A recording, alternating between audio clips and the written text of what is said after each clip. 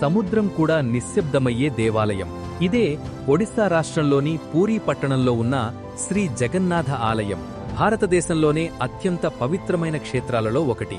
ఈ ఆలయం కళింగ శిల్పకళా శైలిలో నిర్మించబడింది మరియు శతాబ్దాల చరిత్రను కలిగి ఉంది.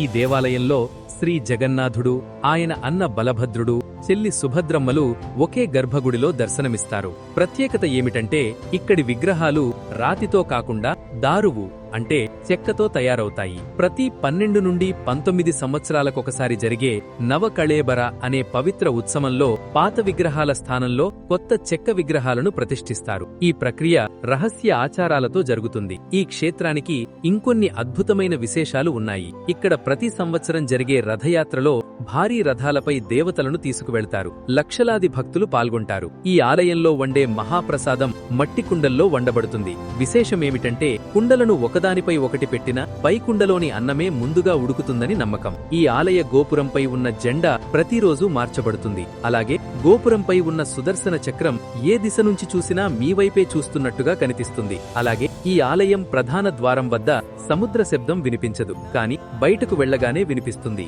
ఈ ప్రత్యేకతల వల్లే పూరీ జగన్నాథ ఆలయం భక్తులలో అపార విశ్వాసం, ఆధ్యాత్మిక మహిమను సంపాదించింది.